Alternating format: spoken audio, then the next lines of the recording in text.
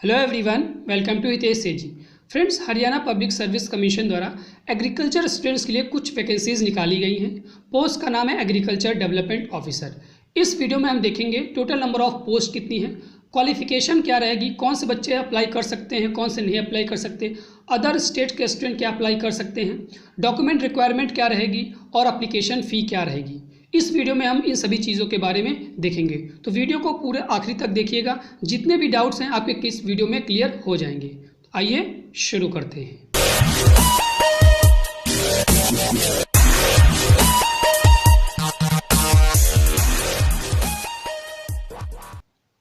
Post का नाम है agriculture development officer in agriculture and farmer welfare development Haryana में। तो आपका जो जॉब है वो हरियाणा में है।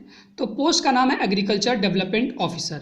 टोटल नंबर ऑफ पोस्ट की बात करें तो वो 500 हैं। जो टोटल पोस्ट हैं जिसके लिए आप अप्लाई कर सकते हैं, टोटल पोस्ट हैं 500, जिसमें से जनरल के लिए या अनरिजर्व के लिए 275 पोस्ट हैं। जो SC हैं, शेड्यूल्ड कास्ट हरियाणा के, उनके लिए टोटल 100 पोस्ट हैं। जो BC मीन्स बैकवर्ड क्लास है, बैकवर्ड क्लास ए हरियाणा के, उनके लिए टोटल 50 पोस्ट हैं और बैकवर्ड क्लास बी के लिए 25 पोस्ट है। EWS सेक्शन से आप बिलोंग करते हैं, इकोनॉमिकली वीकर सेक्शन से, तो वहाँ पर टोटल 50 पोस्ट हैं। जो अदर स्टेट्स के स्टूडेंट हैं वो भी यहाँ पर अप्लाई कर सकते हैं, लेकिन जो उनको कंसीडर किया जाएगा वो जनरल में, ठीक है। जो अदर स्टूडेंट्स हैं अदर स्टेट के, उत्तर प्रदेश, बिहार के, वो लोग भी, सभी लोग अप्लाई कर सकते हैं, तो वहाँ लेकिन उनको जनरल में कैटेगराइज किया जाएगा। आगे देखते हैं कि जो एप्लीकेशन स्टार्ट हो रहा है वो 16/9/21 से स्टार्ट हो रहा है, ठीक है। 16 तारीख से आप ये फॉर्म फिल कर सकते हैं वेबसाइट पर जाकर। वेबसाइट है hpsc.gov.in, यहाँ पर जाकर आप ये फॉर्म फिल कर सकते हैं। जो क्लोजिंग डेट है एप्लीकेशन की वो 6 तारीख है, मीन्स 6 अक्टूबर को आपका एप्लीकेशन क्लोज हो जाएगा। 16 तारीख से 6 अक्टूबर तक आप ये फॉर्म फिल कर सकते हैं और closing date for fee deposit वो भी 6 अक्टूबर है, ठीक है। तो इतने दिन के अंदर आप ये फॉर्म फिल कर दीजिए। वेबसाइट पर आपको जाना है hpsc.gov.in पर। आगे देखते हैं कि एसेंशियल क्वालिफिकेशन क्या रहेगी, कौन से बच्चे यहाँ पर फॉर्म फिल कर सकते हैं, कौन से नहीं फिल कर सकते हैं। तो जो क्वालिफिकेशन है एसेंशियल है वो है BSc एग्रीकल्चर ऑनर्स, ठीक है। आपके पास BSc एग्रीकल्चर ऑनर्स की डिग्री होना कंपलसरी है किसी भी यूनिवर्सिटी द्वारा। जो बच्चे BSc एग्रीकल्चर किए हुए हैं जिनके पास ऑनर्स नहीं है वो बच्चे ये फॉर्म फिल नहीं कर सकते हैं। साफ साफ लिखा है कि आपके पास BSc ऑनर्स होना जरूरी है।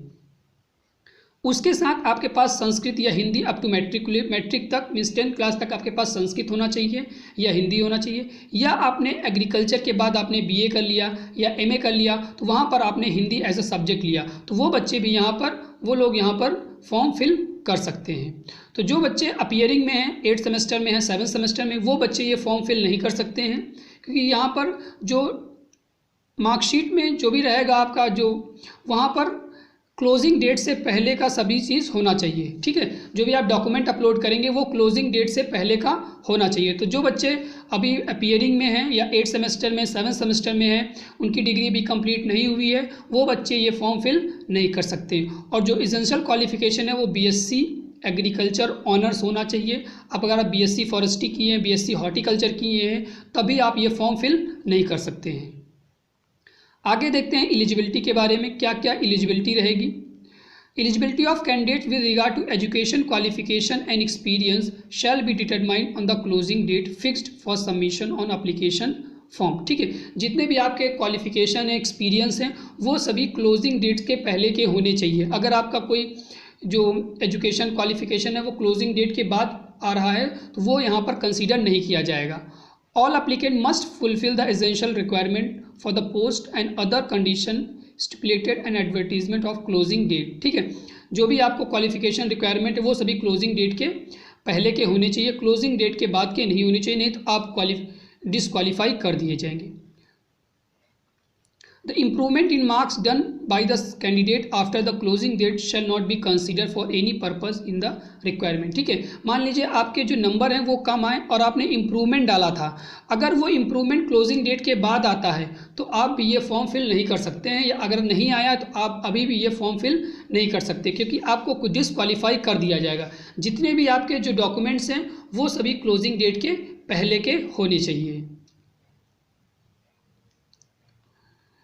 आगे देखते हैं कि जो पे स्केल रहेगा वो कितना रहेगा 35,400 मीन्स 35,400 से 1,12,400 तक के आपका पे स्केल रहे। अलग अलग जो पोस्ट रहेंगी उसके हिसाब से आपकी पे स्केल रहेगी। एलिजिबिलिटी क्या रहेगी, एलिजिबिलिटी कंडीशन क्या रहेगी, सिटीजन ऑफ इंडिया, ठीक है, आप इंडिया के नागरिक होने चाहिए, सिटीजन होने चाहिए। A subject of Nepal, Bhutan और Tibetan refugee come over India, ठीक है, या आप नेपाल के हैं, भूटान के हैं या तिब्बत के हैं, आप इंडिया में 1962, ठीक है, 1962 से पहले 1 जनवरी 1962 से पहले आए और आपके पास यहाँ का कोई डॉक्यूमेंट होना चाहिए जो कि भारत के जो गवर्नमेंट ऑफ इंडिया है उसका होना चाहिए, वही लोग यहाँ पर फॉर्म फिल कर सकते हैं। एज लिमिट की बात करें तो यहाँ पर जो अंडर एज मीन्स 18 से नीचे हैं वो लोग भी मीन्स 17 साल तक के बच्चे यहाँ पर फॉर्म फिल कर सकते हैं। अगर आप एज 17 है तो आप ये फॉर्म फिल कर सकते हैं अप टू 35, ठीक है, 17 से 35 साल के जो एज है तो वहाँ पर ये बच्चे फॉर्म फिल कर सकते हैं। एज रिलैक्सेशन की बात करें तो जो शेड्यूल्ड कास्ट है, शेड्यूल्ड ट्राइब है, उनके लिए 5 साल है, जो बैकवर्ड क्लास है उनके लिए भी 5 साल है, जो मिनिमम मैक्सिमम एज है उससे आपको 5 साल एज रिलैक्सेशन मिलेगा। मीन जो SC हैं वो 40 साल तक ये फॉर्म फिल कर सकते हैं, जो बैकवर्ड क्लास हैं वो भी 40 साल तक फिल कर सकते हैं। Wife of military personnel who is disabled with military service, ठीक है, जो वाइफ है मिलिट्री के वो भी यहाँ पर 5 साल को एज रिलैक्सेशन मिलेगा। विडो हैं उनको 5 साल का मिलेगा, ठीक है, जुडिशली सेपरेटेड वोमेन है उनको भी 5 साल का एज रिलैक्सेशन मिलेगा, या आप अनमैरिड वोमेन है तो उनको भी 5 साल का जो एज रिलैक्सेशन है वो मिलेगा। एक्स सर्विस मैन है तो उनको भी कुछ ना कुछ रिलैक्सेशन मिलेगा, ठीक है।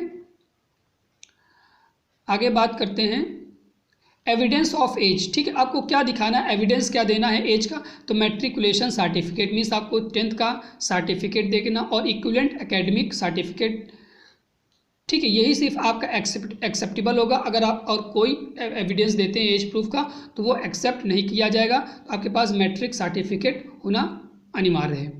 एप्लीकेशन फ़ी की बात करें तो जो मेल कैंडिडेट हैं जितने भी हैं उनके लिए जो एप्लीकेशन फ़ी है वो 1000 रुपीज़ है, या जो अदर स्टेट्स के स्टूडेंट हैं, ठीक है, अनरिजर्व्ड हैं या अदर स्टेट्स के स्टूडेंट हैं जो अदर स्टेट वाले हैं उनके लिए भी 1000 फीस रहेगी। फीमेल की बात करें तो जो फीमेल कैंडिडेट हैं उनके लिए 250 रुपीज़ रहेंगी, चाहे वो जनरल की हों, ठीक है, या अदर स्टेट के जो फीमेल है उनके लिए भी क्या रहेगी 250 रुपीज़ रहेगी। Male and female candidate of SC, BCA या BCA-B, ठीक है, जो बैकवर्ड क्लास A और category and backward class B category है, या जो SC हैं उनके लिए 250 रुपीज़ रहेगी। इकोनॉमिकली वीकर सेक्शन जो EWS हैं उनके लिए भी 250 रुपीज़ रहेगी, ठीक है। For all persons with disabilities category candidate list 40% disability है, ठीक है, कम से कम उनके 40% डिसेबिलिटी है, हरियाणा के हैं वो, तो उनके पास भी कितना है नील, मीन्स उनको कोई भी फीस देनी नहीं पड़ेगी। किसी भी कंडीशन में जो फ़ी है वो रिफंड नहीं होगी, आप चाहे पेपर दें या ना दें। कौन कौन से डॉक्यूमेंट अपलोड करने हैं उसकी बात करते हैं, तो आपके पास स्कैन फोटो ऑफ फुली, यहाँ पर फुली लिखा है, fully signed by the candidate, ठीक है, जो कैंडिडेट उसके द्वारा स्कैन फोटो होना चाहिए जो कि उसके द्वारा साइन किया होना चाहिए। Scan signature of the candidate, ठीक है, जो सिग्नेचर हैं वो। Scan copy of degree and marksheet of qualification, ठीक है, जो आपके क्वालिफिकेशन की मार्कशीट्स हैं, डिग्रीज हैं, वो भी यहाँ पर होनी अनिवार्य है। स्कैन कॉपी ऑफ SC, ठीक है, जो कास्ट सर्टिफिकेट आपका है वो यहाँ पर। Scan copy of PWBD certificate, ठीक है, अगर आप फिजिकली डिसेबल हैं तो उसका भी आपके पास होना चाहिए। Scan copy of sports person, अगर आप स्पोर्ट्स पर्सन हैं तो आपके पास A सर्टिफिकेट या B सर्टिफिकेट स्पोर्ट्स में भी होता है, अगर आपके पास वो है तो आप उसको अपलोड करिए। Scan copy of Haryana domicile certificate, अगर आप हरियाणा के हैं, ठीक है, तो हरियाणा का जो डोमिसाइल सर्टिफिकेट है आप उसको अपलोड करिए। अगर आप अदर स्टेट के हैं तो वो आपका अलग से कंसीडर किया जाएगा। Scan copy of NOC from department, ठीक है, जो मान लीजिए जो वहाँ पर काम कर रहे हैं, ठीक है, जो एम्प्लॉय हैं, अगर वो फॉर्म फिल करना चाहते हैं तो उनके पास NOC होना चाहिए, no objection certificate from the department.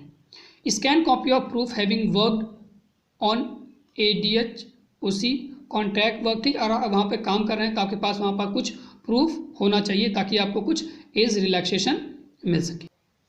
Friends, इस वीडियो में इतना ही, अगले वीडियो में फिर मिलेंगे एक नए टॉपिक के साथ।